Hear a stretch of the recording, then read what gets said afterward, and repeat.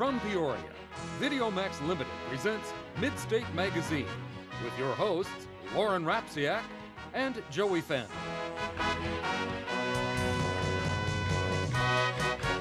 The Midstate News with Matt Wedderston and Ashley Cassee with the Midstate Reporting Team. The Sporting Life with Lace Felty. State of the Arts with Kate Epke. Ariana Barrett takes it to the streets, and Greg Toth takes us about town. Basta Mangiare with Joanna Maggio. In Need with Morgan Haywood, and Dawn Hodorowski brings us Spiritual Sabbath. At the Movies with Vanessa Strickland. And now from America's friendliest city, Midstate Magazine with your hosts, Joey Fandel and Lauren Rapsiak. Take it away, kids! Hello and welcome to another episode of Midstate Magazine. It's good to see you, Joey. Yeah, it's nice to have you back, Lauren. I don't know if anybody notices, but you were gone I'm not sure if that episode actually aired, but I was very sick last week. I was sad. I didn't know what to do. I was like, where's Lauren? And I freaked out, kind of. It's a good Maybe thing. That's why the episode didn't air, because I just went nuts and started throwing things. It's a good thing I wasn't here, though. I probably would have infected you. Yeah. I went to the doctor, and they said I could have had strep throat, a sinus infection, and pink eye. Uh-huh. And I'm over it. I was over it already when I went, but the damage is still there. I actually kind of have a cough, so... So was it a possibility that you had all those things, or was it that you just had them? They don't know, because I finished it up by the time I got to the doctor, but I still have kind of a cough. So if I go into a coughing fit, I apologize. You're going to, like, kill everyone that works on this show. Everyone that watches this show is going to catch your multiple diseases. You said you were glad I was back, Joey. I lied. It was so great without you. It was amazing. I was like, whew, what a load off. You're really mean. No, I'm not. I'm sorry. That stinks to be all sick and stuff. I was sick about a month ago. How long was that? Did you get over it pretty quickly? I have no idea what it was. It just came. Like, I don't go to the doctor or anything unless it's like really, really bad. I'm kind of afraid of doctors, but I was sick since before Easter, and I decided I had to go. Yeah, everyone in my family is kind of like, well, if we don't go to the doctor, then they won't find anything wrong with us. You know? And they just give you weird family remedies. Yeah. One of my friends told me, if you're going to sneeze, picture an upside-down cow. I don't know if that helped. I imagine it would. That's totally based in science. Every science book tells you you have to picture upside-down bovines. Yeah, and if like you, what is it like if you close your eyes while you sneeze or like keep them open, your brain will explode or something like that? Something like that. Yeah. But let's go to the news with Ashley and Matt. Hello and welcome to this week's edition of Midstate News. I'm Matt Wedderston. And I'm Ashley Cassee. In local news, the transition into the Success Academy for many middle school students has begun in District 150. The new home sits inside White Middle School, where they will be helping students with behavioral problems. The Academy's purpose is to help students succeed while focusing on taking the students through an individual learning plan. Now Midstate reporter Colleen Hogan takes us inside the mind of an American hero. Most college students' jobs is to get up every day and go to class. But for one young reservist, his days meant so much more. This young soldier still had a lot to learn once he got to boot camp. Before I went to boot camp, basic training, I didn't even know ABCD of the military. Then once you get to boot camp, you know more about your job. Then you go to a unit, then you learn more. Gino Chandy talks about what a typical day was like for him in Iraq. Hauling fuel, basically truck drivers, and basically we did missions, small missions in the home stations. But the transition from student to soldier was not an easy one. It's a hostile environment. You got military life and a hostile environment both together, and it kind of takes a while to get used to. Service to others was what led Gino into the Army. It was sort of a duty thing that I as a person living in the States, if it's like the young group of people have to provide security for the country. So us sitting back here just thinking about ourselves, it's not going to help. But for this humble soldier, it's all in a day's work. I don't consider myself a hero. Everyone who does the job and comes back considered heroes, but there's a lot of heroes. and heroines. From That's Midstate awesome. Magazine, I'm Colleen Hogan. Thank you, Colleen. Local residents who are tired of the fights, prostitution, and drug sales around Sheridan Liquor decided to take action to take back their neighborhood. Trying to shut down the business in the past has not been so successful, so the Ultimate Park Neighborhood Association got the liquor store to sign a contract. The store owners will increase the ratio of food to liquor in the store, ban minors from entering after 9, and allow police to arrest loiterers who are in the parking lot. There will be a zero-tolerance crackdown. Both sides are happy with the contract, including local law enforcement. The association is not stopping with Sheridan Liquors. They are working on Project 365 to decrease litter and crime in the neighborhood. It will involve cleaning alleys and working to get better street lighting. Midstate reporter Stephanie Watson brings us a look at just one of the many amazing working women in Central Illinois. At the WD Boys Council for Boy Scouts of America, Scout Reach Executive Michelle Mills is one of many emerging female leaders. Right now, I am a Scout Reach Executive for the WD Boys Council Boy Scouts of America. Boy Scouts of America has several professional positions which most people don't think exist, and what I do is basically run a district. My particular district is focused on underprivileged youth and underrepresented minority groups. So I do a lot of work within the south end of Peoria, a lot of work within District 150 schools, bringing the scouting program to the areas where it's needed most. March is declared as Women's History Month. Previously, women rarely held leadership positions, but now women are more powerful than ever. I think a lot of times women still have to prove themselves in the workplace, especially in corporate America. It is still a male-dominated society.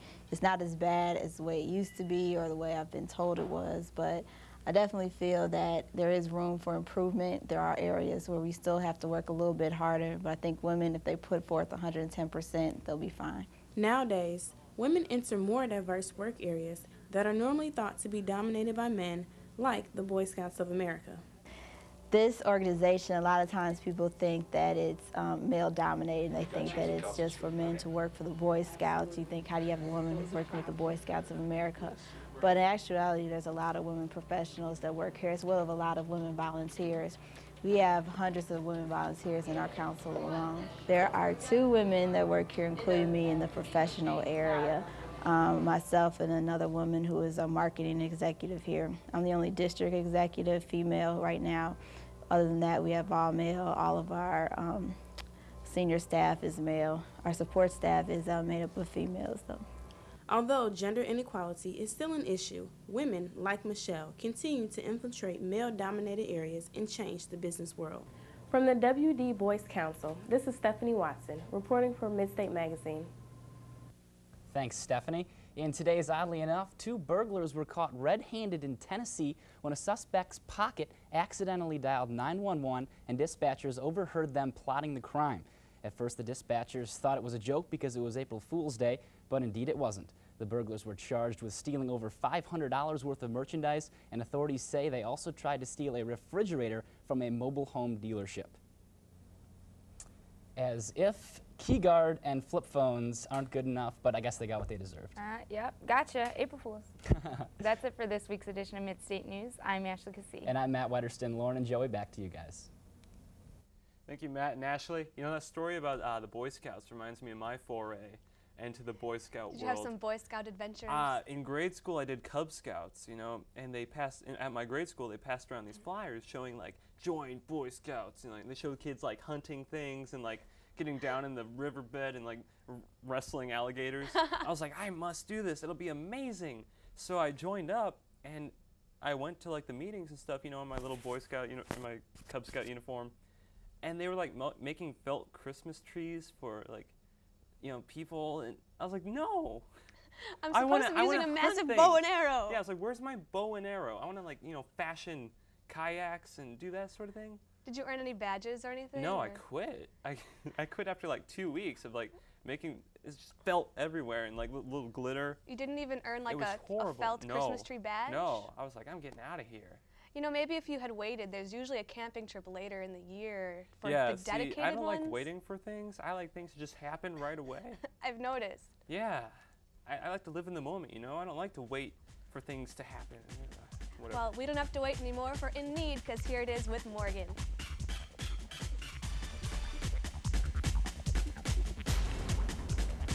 Hi, Morgan here for In Need, and this week we decided to visit the Southside Mission, a facility that helps disadvantaged individuals get back on their feet. Today we had a conversation with Phil Newton, who told us about the Southside Mission. Southside Mission takes care of poor people. We've been doing this since 1925, and the services that we offer to the community are a shelter for homeless women and children. We can accommodate up to 100 homeless women and children at any given time in our 12-month residential program. It exists in 3 different phases. The first phase is all about recovery, drug and alcohol recovery, mental illness recovery, getting them physically well. And they are in one area of the shelter. The second phase is all about education. So that phase looks a lot more like a college dorm. And that phase features, you know, what you might see at Bradley. It has a computer lab, it has a library. Phase 3 is all about transitions to independent living. So that is set up like a suite or an apartment. Aside from the women's shelter, the mission has many other programs that help the poor. All those programs cost a lot of money that may come from some familiar places. It costs around $1.7 million to run Southside Mission each year. So of that $1.7 million, approximately $150,000 in 2005 will come from our thrift stores. We have 2 that we offer the public. The first is at the corner of University and Forest Hill. That is our first thrift store. And the second one is our brand new one, and that is at the corner of Forest Hill and Sterling in the Wardcliff Shopping Center by Big Lots. Volunteers are a very important part of Southside Mission. Southside Mission would be a shadow of itself if we did not have our volunteer corps that we are blessed with right now. Literally, they make the difference for us to be able to offer various programs that help the poor, whether it's our food pantry, our handicapped Sunday school, our boxing club. These are ministries that are run entirely by volunteers. If we did not have volunteers running these ministries, I doubt that we'd be able to offer the level of service that we offer in these ministries. And it's possible that these ministries would not even exist. So if you would like to volunteer, go to www.southsidemission.org and download an application. This is Morgan Haywood from Midstate Magazine. Thank you very much, Morgan. That sounds like another great cause. I always when I hear the word mission, this is going to sound kind of bad, but I tend to not think about that sort of thing. I think about like the Mission Impossible. So it's like, right, yeah, your mission, if you choose to accept it, is to help the poor. You know. Okay. Yeah, I saw the Mission Mart in that story. Yeah. Have you ever been there? I went there once with my then girlfriend. She's dead now. She got hit by a bus. What? That's a lie. You are a compulsive liar. Yeah, but I went there, and they were like selling wigs and stuff, and I bought one, you know, just for the heck of it. A wig. A wig. A female wig or? No. It was a male wig, and the funny thing is, it was like at the time it was like my exact same haircut, and then I also bought a pair of nurse's scrubs. What would you ever need that for? I don't know. I just saw it and I was like, you know, it's $2. I might as well buy it. Sounds like a great deal. I will be right back.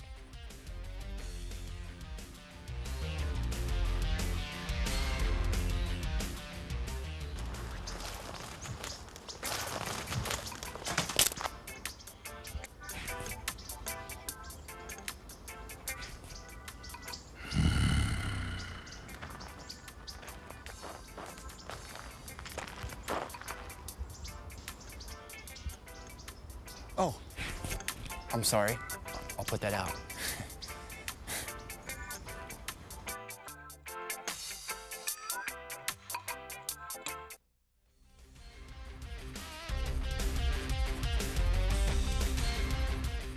Hey, welcome back. So have you bought any wigs in your day? I actually have, because oh, really? I am a costumer, and so that's right. That's right. I knew that. We were talking about that a couple shows back, I'm sure. I make costumes from Japanese anime and video games. So I've bought several wigs. Yeah. I don't really, like, So see, I'm not crazy. Yeah, well. You looked at me like, I was like, I bought a wig, and you were like, what? You didn't give a reason, though. At least mine, I go to conventions and I wear. I had reasons. You didn't share them with me. Well, they exist. Okay, I believe you. I mean, why do I always have to be like, this is why I bought the wig, Lauren? Because the public wants to know. The public doesn't need to know. All right. Well, with my case, I don't believe in dyeing my hair. I'm not a big fan of that. I like my brown hair, so whenever I have a costume of a character that doesn't have brown hair, I buy a wig. I've had blonde and black, etc. Yeah. And for more on art, we go to SOA with Kate. Hi, welcome to State of the Arts. I'm Kate. This week we have a member of Bradley University's Salsa Club, Deanna. Thanks for coming, Deanna. Glad to be here. So how long has Bradley had a salsa club? For what I know, 2 semesters, but I think it was a little longer before I joined the organization. All right. Now, is it a student-run organization or is it different instructors that teach it? Well, it is actually student-run because we made it happen. This ALAS, the Association of Latin American Students, organized it. But we have instructors come in from out of, they're not affiliated with the school. Okay. Are there different levels you can join? So somebody that's been doing it for years isn't mixed in with somebody that just started? Well, we have a beginner's lesson and we have an intermediate lesson. And you can go, if you go to the beginner's lesson, you can come to the intermediate as well. So it's really nice and for the same price. So. And what is that price? The price is $10 per 5 lessons, so 5 weeks. And then he'll actually let you stay in for a couple of weeks more, so that you can get really used to it and you can get good at what you're doing and comfortable. Right. So do you meet once a week, and where is that at? We meet once a week on Tuesdays at 6:30 for beginners and then 7:30 for intermediate. Okay. Well, how did you get started in salsa dancing?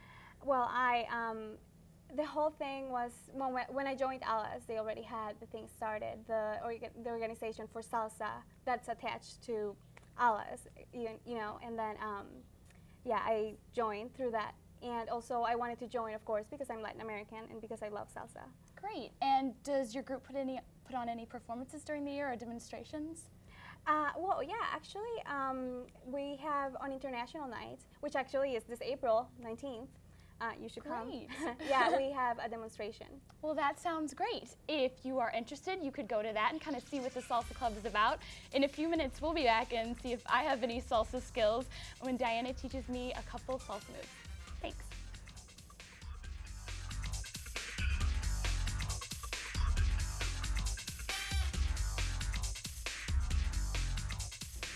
Hi, we're back with Deanna, and she's going to teach me a few salsa moves. So where do we start? Okay, well, if I can get some music.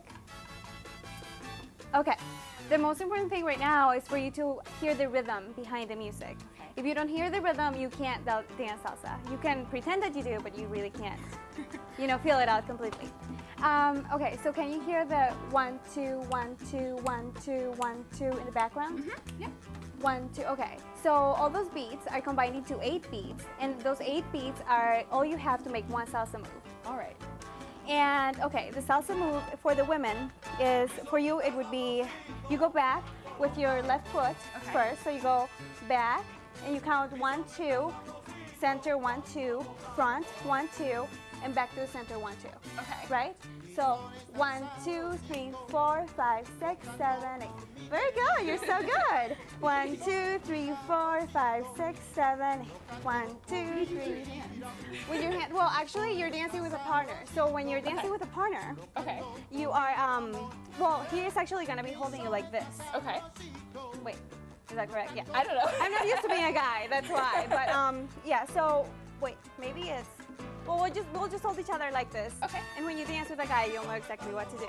Okay. But, okay, so go back with your left. So 1, 2, 3, 4, 5, 6, 7, 8. So 1, 2, 3, 4, 5, 6, 7. 1, 2, 3, 4, 5, 6, 7. 1, 2. Awesome. Okay, so we have that. Okay. And then the next step that I'm going to teach you is called the rock step. And pretty much what you do is you go back with each foot. Instead of going forward and back, you're going to go back and back, correct? Okay. Do you understand what I mean? I think so, we'll see. Okay, so we start with like this. So we are going 1, 2, 3, 5, 6, 7, 1, 2, 3, 4, 6, 7, 8, 1, 2, 3, 4. And now, well, you're just gonna know because I'm gonna guide you through it. Okay. And the guy would do that for you when you're dancing like that. Right. So you're gonna go 1, 2, 3, 4. There you are amazing. You are amazing. I try. Okay. So that's that. So we got from the basic step to the rock step. Now I'm going to teach you the salsa walk. And the salsa walk is used whenever the guy is turning you, you're going around the guy. You're going to be walking with the salsa dance. Okay, so it's pretty much go 1, 2, 3, hold, 5, 6, 7, hold. Got it? Can you try and put it all together? Definitely. Okay. So it is 1, 2, 3, 4.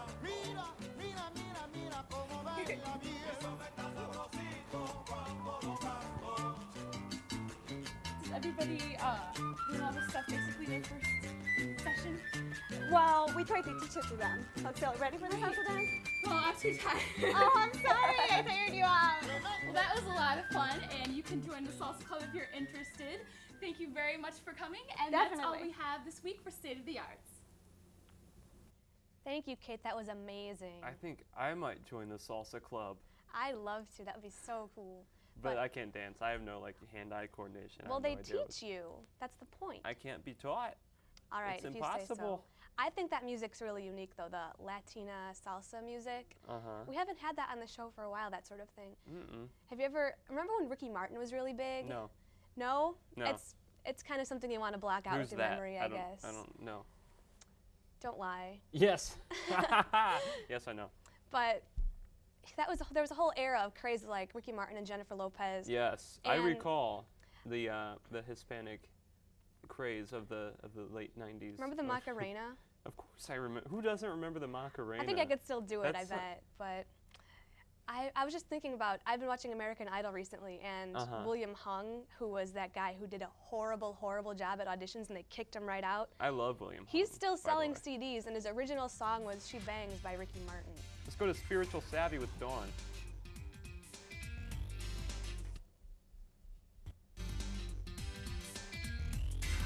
It's a once-in-a-lifetime spiritual retreat sponsored by the Catholic Church. Deacon Bill Reed gave me some useful information concerning Cursillo. Cursillo is a short course in Christianity. So we basically start from the beginning. We show people what Christianity is about. We show them what tools they need to have to live Christian lives.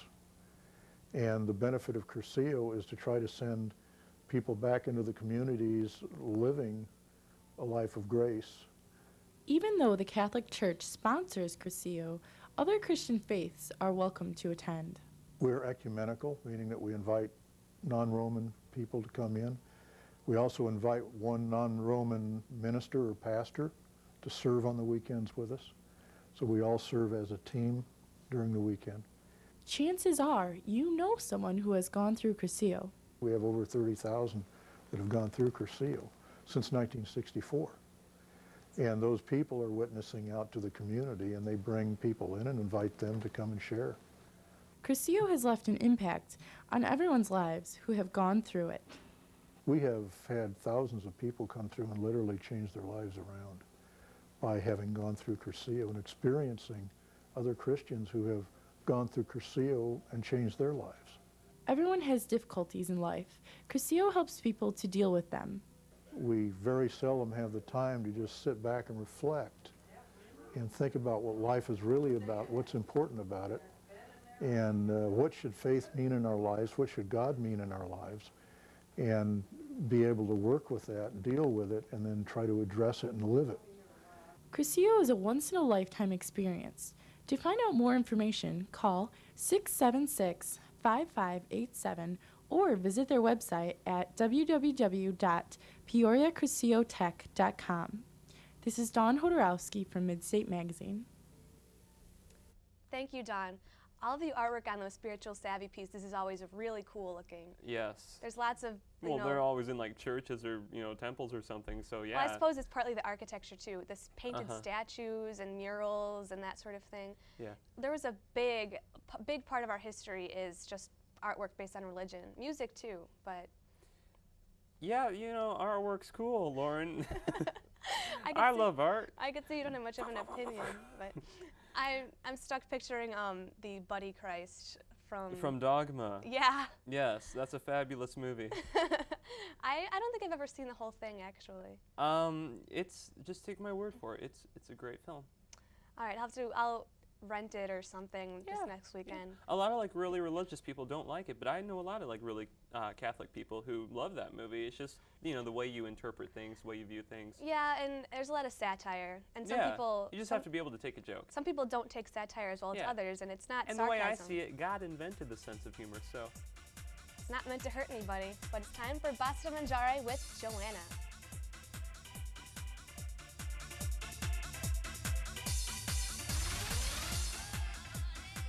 Hi, I'm Joanna Maggio. Spring is here and there's nothing better than spending time with your family. Today I will show you a recipe that will bring you closer together with them. So you start off with just a generic brownie mix, a half a cup of oil, a quarter cup of water, and 1 egg. Combine the brownie mix, the oil, the water, and 1 egg into a large mixing bowl.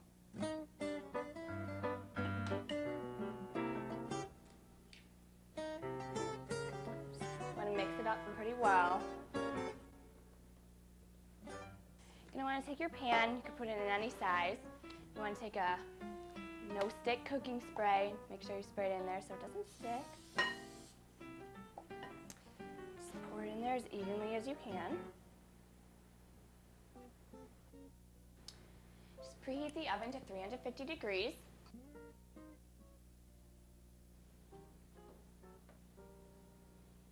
Place your brownies on the middle rack in your oven. Then let them cook for about 30 minutes.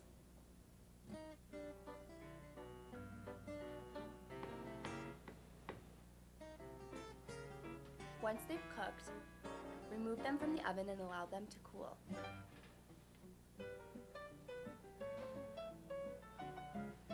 After your brownies are done and have cooled off, you're going to want to put them in the freezer for about 30 minutes.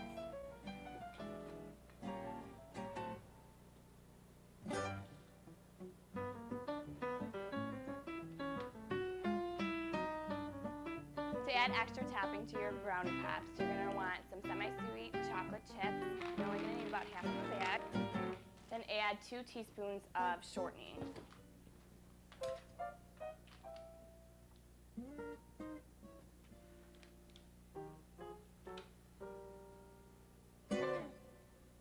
Then you want to put that in the microwave for about 1 minute so it will melt, and then all you have to do is dip your brownie pops right in there.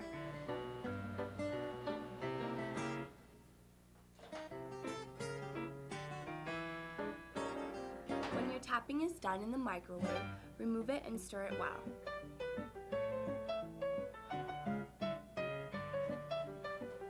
Then, cut your frozen brownies and put a popsicle stick into each one.